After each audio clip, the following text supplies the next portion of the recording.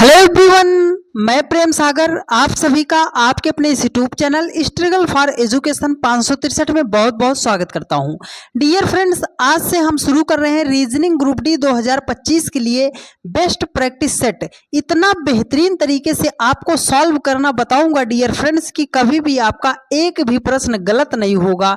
लेकिन आपको वीडियो को बहुत ही ध्यानपूर्वक समझना और देखना पड़ेगा। आपको रीजनिंग में कुछ भी नहीं आता, फिर भी आप इस पूरी प्रैक्टिस सेट को ध्यानपूर्वक समझने का प्रयास कीजिए।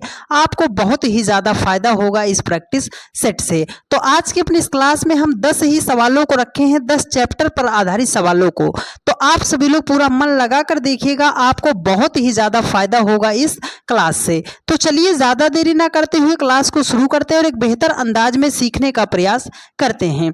तो देखिए, हमारे सामने ये पहला क्वेश्चन दिया गया है। कह रहा है कि 23 का जो रिलेशन 531 के साथ है, वही सेम लॉजिक से 27 का रिलेशन क्या होगा।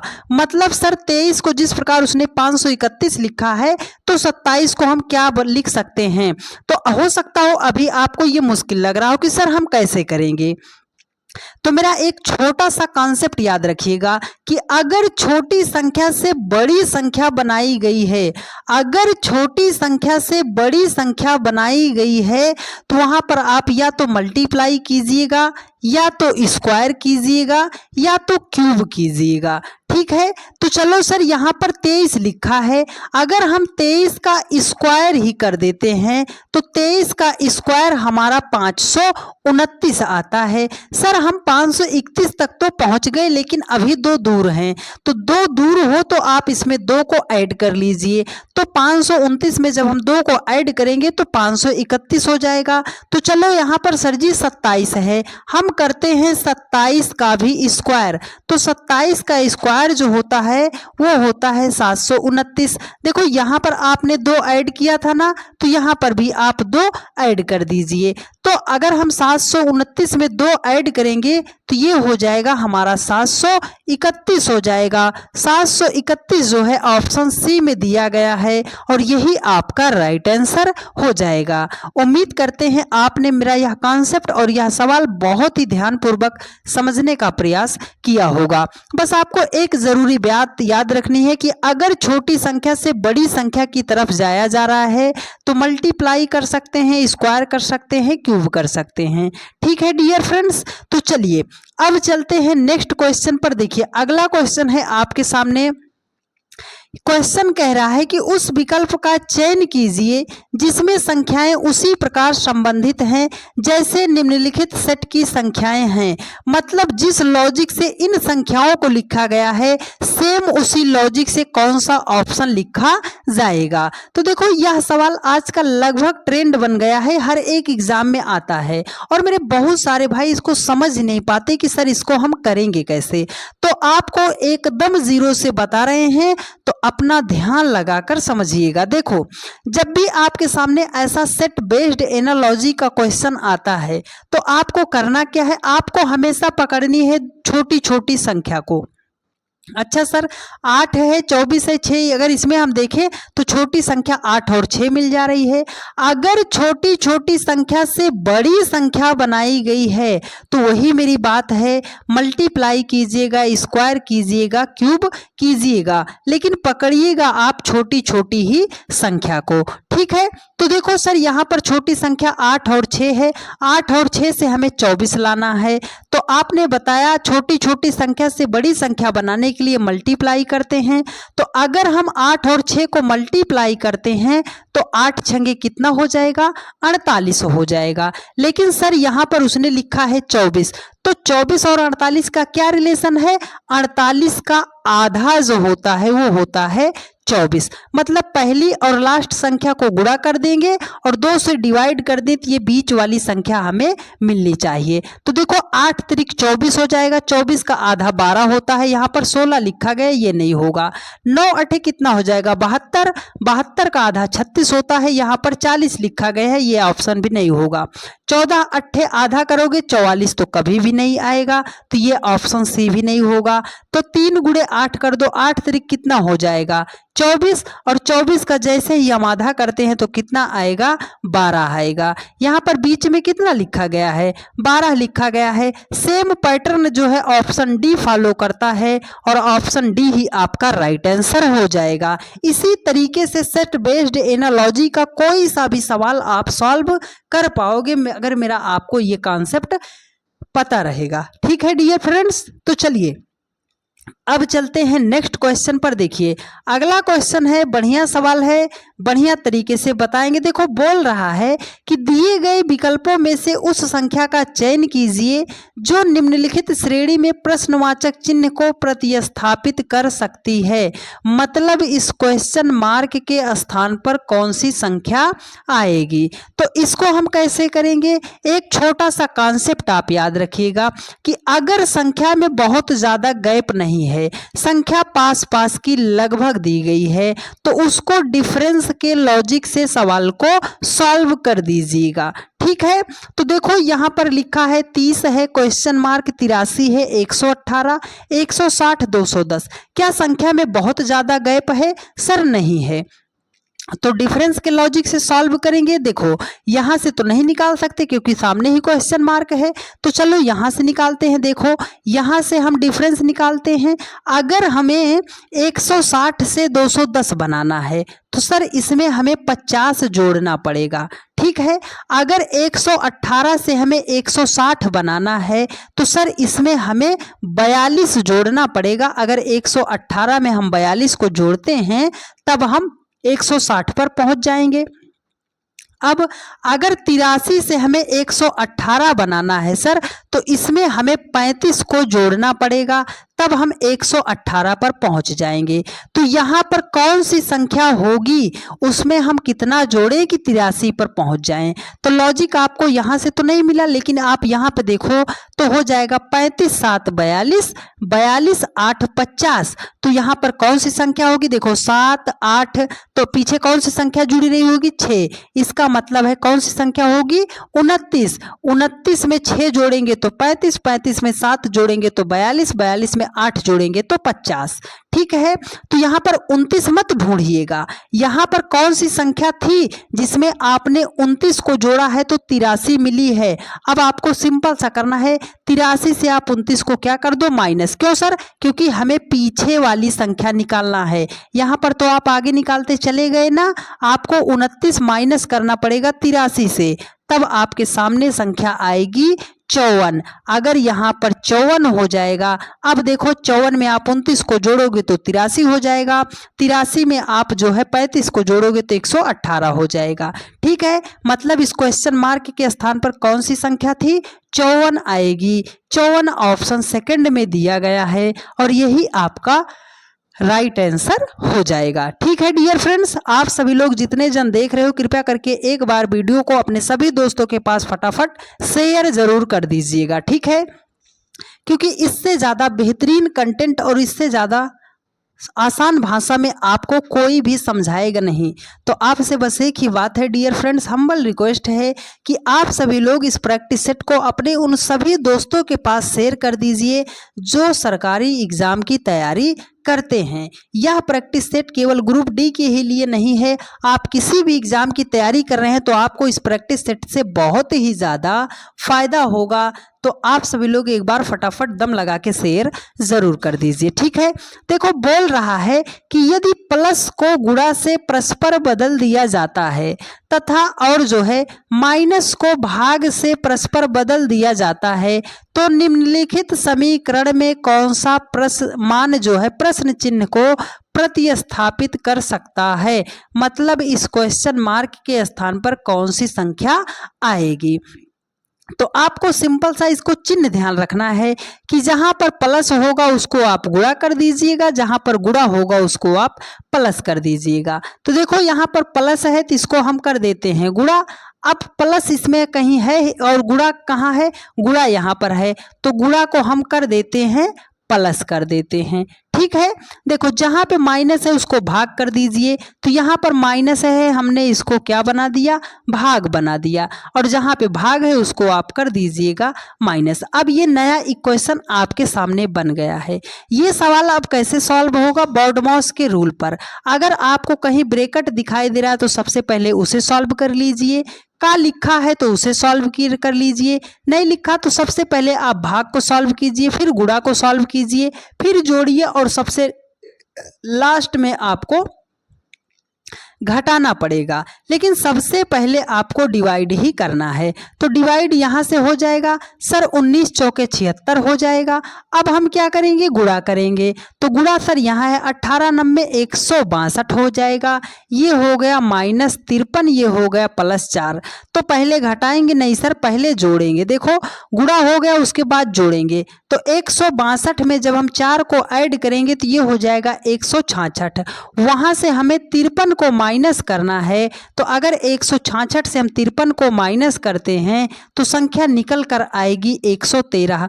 मतलब इस क्वेश्चन मार्क के स्थान पर 113 होगा। 113 जो है ऑप्शन 4th में दिया गया है, और यही आपका राइट आंसर भी हो जाएगा। उम्मीद करते हैं मेरे हर एक भाई बहन ने यहाँ तक के सवालों को बहुत ही गहराई से समझने का प्रयास किया होगा। तो चलिए डियर फ्रेंड्स, चलते हैं आज के नेक्स्ट क्वेश्चन पर।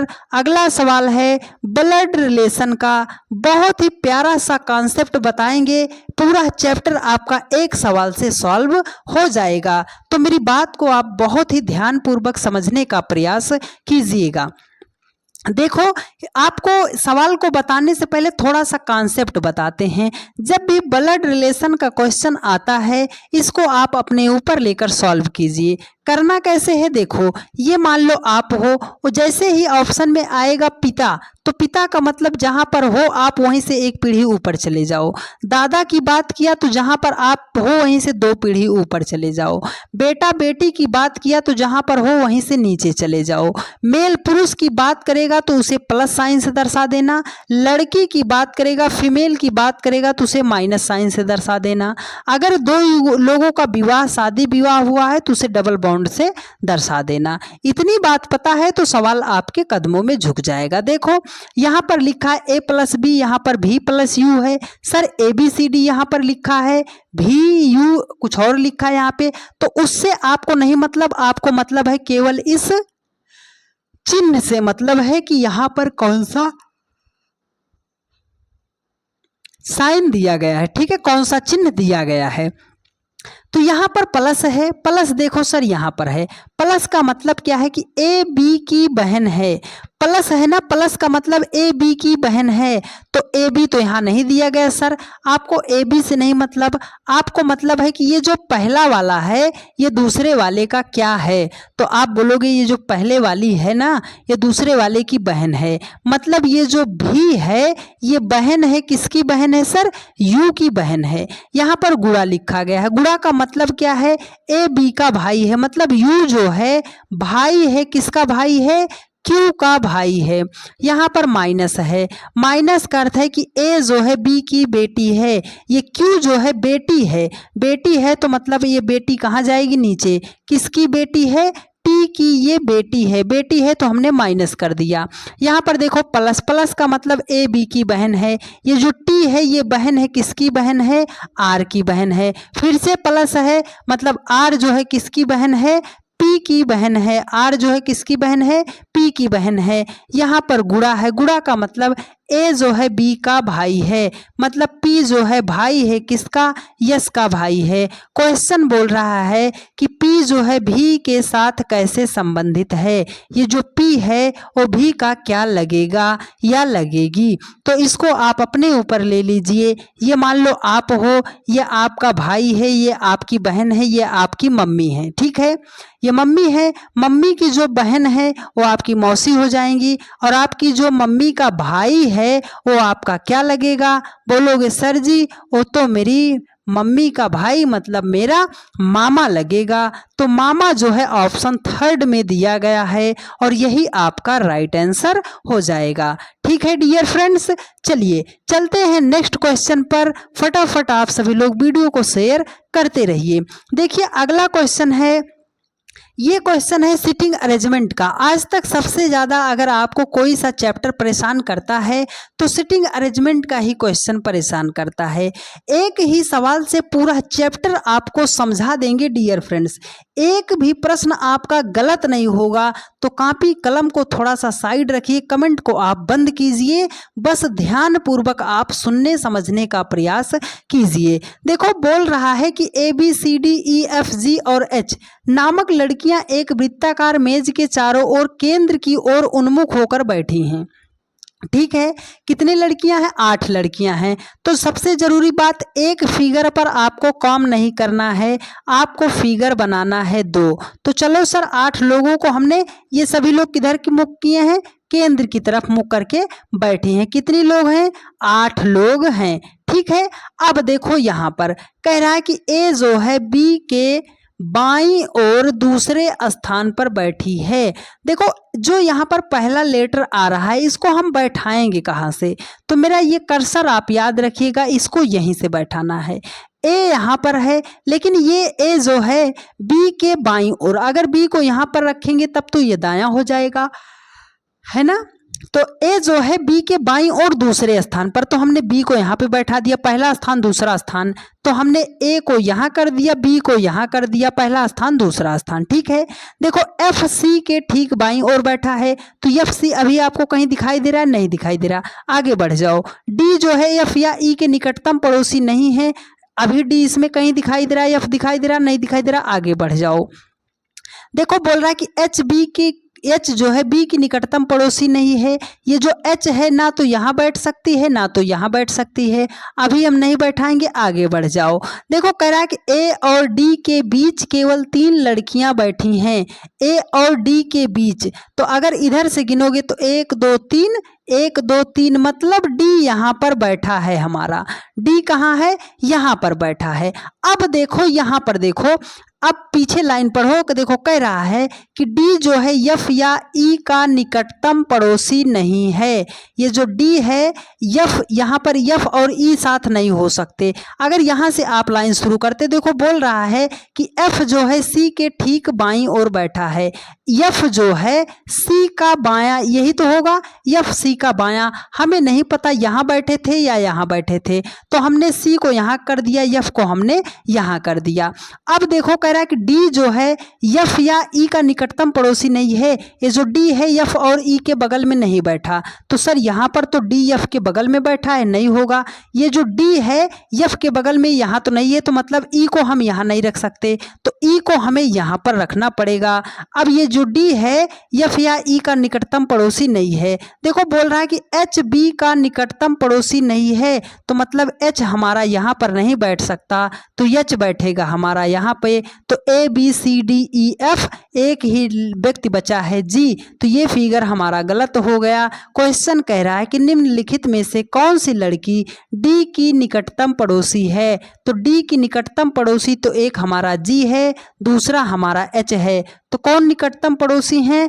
एच और जी हैं। एच और जी जो है ऑप्शन फर्स्ट में दिया गया है और यही आपका राइट आंसर हो जाएगा। ठीक है डियर फ्रेंड्स, उम्मीद करते हैं मेरे हर एक भाई बहन ने मेरे कॉन्सेप्ट को समझने का प्रयास किया होगा, और ऐसे हम उम्मीद करते हैं कि आप सभी लोगों को सारी बातें समझ में भी आई होंगी। यदि आपको सारी बातें समझ में आई हैं तो आप सभी लोग एक थम्स अप करके ज़रूर बता दीजिए कि हाँ सर हमें क्लास जो है समझ में आ रही है। ठीक है डियर फ्रेंड्स, चलिए अब चलते हैं नेक्स्ट क्वेश्चन पर। देखिए अगला क्वेश्चन आपके सामने है। नंबर सीरीज का इतना लाजवाब क्वेश्चन है डियर फ्रेंड्स कि यकीन मानिएगा 80% बच्चे इसको सॉल्व नहीं कर पाएंगे, वो गलत कर देंगे, पर आपको बेहतरीन तरीका बताएंगे कि आप इसको कैसे सॉल्व कर पाओगे। ठीक है, देखो अगर संख्या, नंबर सीरीज में हम क्या बताते हैं, अगर संख्या छोटी दी गई है, उससे बड़ी दी गई है, उससे बड़ी दी गई है, बहुत बड़ी दी गई है, अगर संख्या छोटे से लगातार बड़े की तरफ जा रही है तो मल्टीप्लाई चेक कीजिएगा, स्क्वायर चेक कीजिएगा, क्यूब चेक कर लीजिएगा, आपका आंसर आ जाएगा। देखो सर अगर 1 से 5 बनाना है तो 1 पंजे 5 हो जाएगा, 5 से 25 बनाने के लिए 5 25 नहीं आएगा, तो आप ये देखो, अगर आप 29 को लिखना चाहते हो तो क्यूब में कुछ कर सकते हो। आप बोलोगे हाँ सर, अगर हम 3 का क्यूब कर दें तो 3 त्रिक काम 9 त्रिक 27 हो जाएगा। अगर उसमें हम 2 को जोड़ देंगे तो 29 हो जाएगा। अच्छा डियर फ्रेंड्स, अगर 4 को लिखना चाहें सर, 2 का स्क्वायर कर देंगे, 2 दूनी 4 हो जाएगा, उसमें 1 को जोड़ देंगे तो 5 हो जाएगा। अच्छा सर, यहाँ पर 1 की पावर 1 कर दें तो 1 हो जाएगा, उसमें 0 को जोड़ दें तो 1 हो जाएगा। लॉजिक कहाँ से लगाएंगे? देखो 1 2 3, तो आगे कौन सी संख्या होगी? 4। 1 की पावर 1 किया है, 2 की पावर 2 किया है, 3 की पावर 3 किया है, तो 4 की पावर करेंगे कितना? 4। देखो, जिसकी पावर जितना है उससे एक कम आपने ऐड किया है, तो 4 की पावर 4 है, तो हमें कितना ऐड करना है?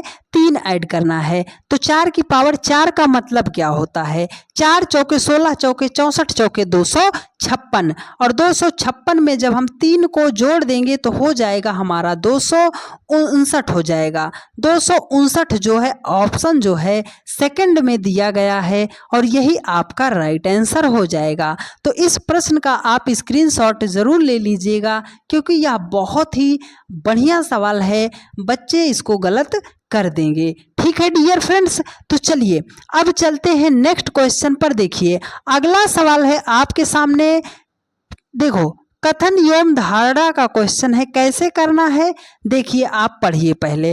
देखो बोल रहा है कि दिए गए कथन पर विचार करें और निर्णय लें कि दी गई धारणाओं में कौन सी कथन में निहित है। तो ये कथन है, ये धारणा है। तो ध्यान पूर्वक आप ऐसा सवाल आए तो पढ़िए पहले।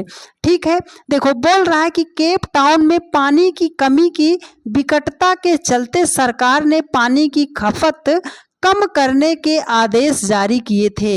एक मान लो ये कोई जगह है, यहाँ पर जो है पानी की गंभीर समस्या चल रही है, तो सरकार ने कहा कि आप सभी लोग पानी कम खर्च कीजिए। तो देखो बोल रहा है, धारणा क्या कह रहा है कि अधिकांश नागरिक पानी की खपत कम कर सकते हैं। यहीं पर आप हो, यहीं पर समस्या है और पानी की समस्या है, तो आप क्या करोगे? वैसे भी आप पानी की खपत जो है कम करोगे, और सरकार का नियम आ गया कि पानी अब कम ही खर्च करना है, तो सभी लोग इसको मानेंगे। जाहिर सी बात है, क्योंकि जब कोई समस्या है उससे हम जूझ रहे हैं और उसका समाधान कोई उपाय है, समाधान हो सकता है, तो वो चीज हम करेंगे। ठीक है, देखो कह रहा है कि अधिकांश नागरिक आदेश के खिलाफ विरोध प्रदर्शन कर सकते हैं। अब मान लो ये आप हो, आप किसी चीज से परेशान हो और वो चीज सरकार आपको मुहैया कराने का प्रयास कर रहा है, तो क्या आप सरकार का विरोध करोगे? आप कभी भी विरोध नहीं करोगे। तो ये दूसरी बात जो है सरासर गलत है। केवल पहली धारणा सत्य है, तो केवल एक जो है ऑप्शन सेकंड में दिया गया है कि केवल धारणा एक निहित है, और यही आपका राइट आंसर हो जाएगा। ठीक है, चलिए अब चलते हैं आज के सबसे बढ़िया टॉपिक पर। आपका सामने क्वेश्चन है डियर फ्रेंड्स, सैलोलिज्म का क्वेश्चन है, न्याय निगमन का क्वेश्चन है। आपको शॉर्ट फॉर्म में बताएं तो जो आपको कथन दिया जाए उसे आप 100% सही मानिएगा, और इसी के अकॉर्डिंग आपको निष्कर्ष बनाना पड़ेगा। ठीक है, अगर ये बोल दिया कि जितना भी आदमी है, दुनिया का जितना आदमी है वो सब जानवर होता है, तो आपको ये नहीं कहना पड़ेगा कि सर आदमी जानवर नहीं होता। अगर उसने कह दिया होता है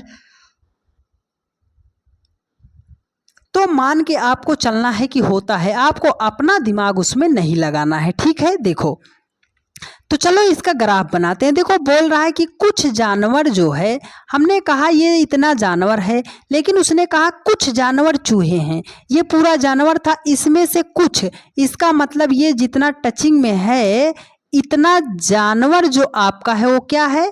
चूहा है। तो कुछ जानवर क्या हो गए? चूहा हो गए। बोल रहा है कि कोई भी चूहा जो है भूरा नहीं है। ये जितना भी चूहा है, एक भी चूहा यहाँ से क्या है? भूरा नहीं है।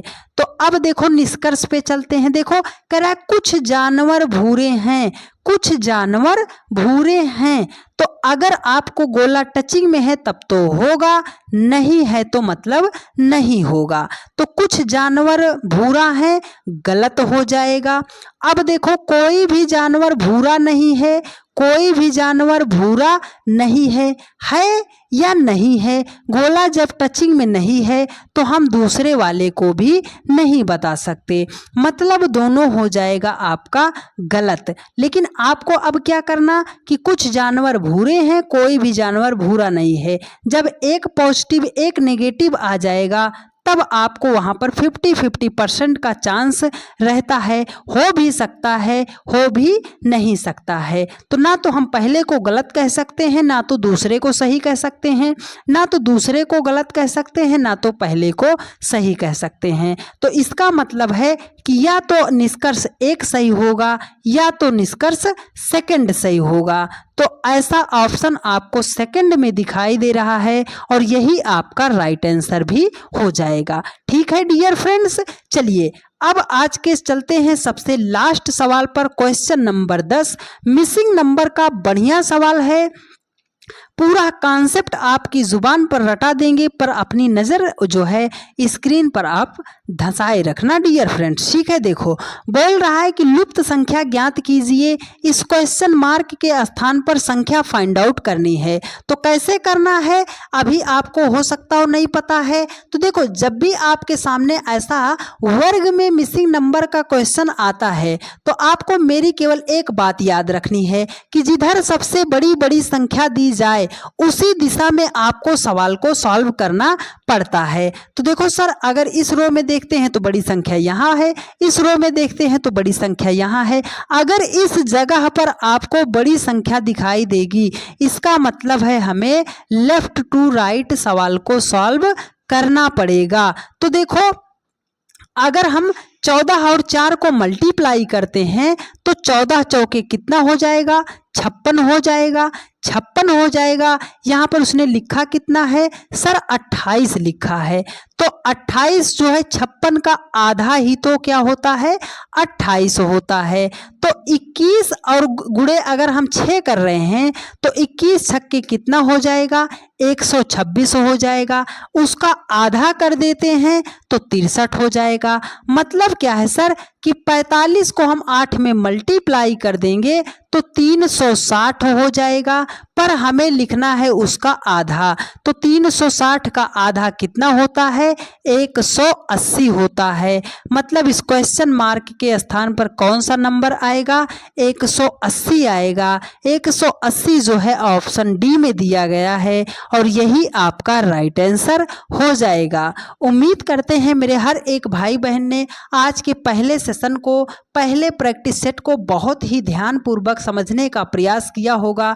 और ऐसे हम उम्मीद करते हैं डियर फ्रेंड्स कि आप सभी लोगों को बहुत ही बेहतरीन तरीके से सारी बातें समझ में भी आई होंगी। तो डेली के रात 8:45 पर यह रीजनिंग का प्रैक्टिस सेट आज से तब तक चलेगा डियर फ्रेंड्स जब तक आपका ग्रुप डी का एग्जाम हो नहीं जाता है। तो आप डेली के रात 8:45 पर जुड़िए, आपको किसी का भी पेड क्लास खरीदने की ज़रूरत नहीं पड़ेगी। इतना बेहतरीन तरीके से आपको बताएंगे डियर फ्रेंड्स कि एक भी प्रश्न रीजनिंग का आपका गलत नहीं होगा। तो अगर मेरी सारी बातें आपको समझ में आई हैं और आप चैनल पर नए हैं तो आप सभी लोगों ने अपने इस परिवार को बहुत ही ज़्यादा प्यार दिया है, बहुत ही ज़्यादा सपोर्ट किया है।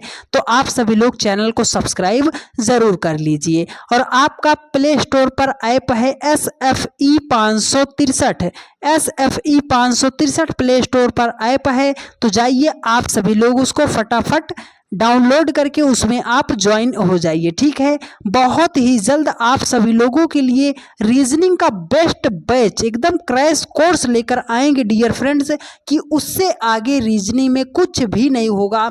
एक ही बैच से ऑल वनडे एग्जाम आप छोड़ सकते हो केवल एक बैच से।